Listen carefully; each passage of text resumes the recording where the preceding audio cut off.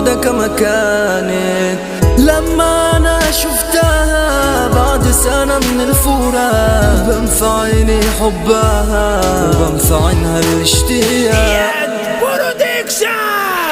كل حاجة لي مشتبه والفرقة بشدعة، سيبنا بعض بدون عتاب والحياة أصلا تاجة. فين وعودنا بتاع زمان عشان نبعد مهما كان، النهاية اللي جت أوان مش مصدق أنا في بسرح بخيالي عشان أعرف مين كان غلطان. بيبان إن احنا بعدنا أصلا من غير أسباب. طب ليه يا حياتي مشيتي من غير ما تسيبي آذار؟ يعني انت دلوقتي بقيتي من غيري فرحانة. مش عارف اوصلك تاني ومش عارف اخبارك، مش عايز ارجعلك بس عايز اعرف مالك.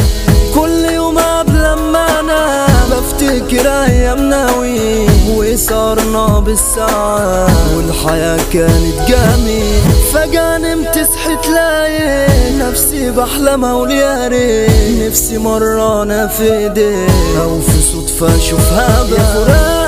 جيت لنا ليه بدري وخلتنا انا مشتاق، يا نصيب بدأنا ربنا ان يكون بينا لقاء. مش عيب ان احبها وفينا لو احنا بعاد، وانا حاسس انها بتحبني دايما فاكراني. وكمان انا برضو في بلا واحساسي مش فاضي علشان انا عارف اكتر من اي حاجة تاني.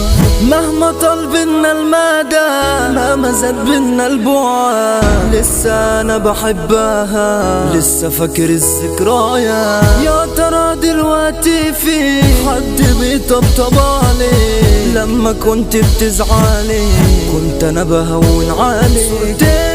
دي مبروزة عندي وموجودة كما كانت، بقعد احكي لها واقول لها انك وحشاني. لما ازعل بشكي لها همومي وهي بتسمعني.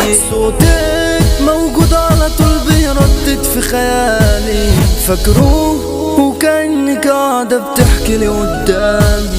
ويا ريت تجمعنا الصدفة خلاص قلبي وجعني، ويا ريت تجمعنا الصدفة خلاص قلبي وجعني. لما انا شفتها بعد سنة من الفراق بنفع عيني حبها وبنفع عينها الاشتياق. سكتنا بس كان الكلام بين عيوننا وفي عتاب، والدموع على خدنا بينت كل حاجة. دموع القلب خلاص والنبي كده كفاية، هاتي حضن ينسيني جراح اللي كانت جوايا. مش عايز حاجة غير انك تفضلي هنا معايا. وحكيت لي عن كل حاجة حصلت مرت بيها، وقالت ما اقدرش اعيش انا تاني من غيرها. قلت لها والله حياتي كانت واقفة عليكي.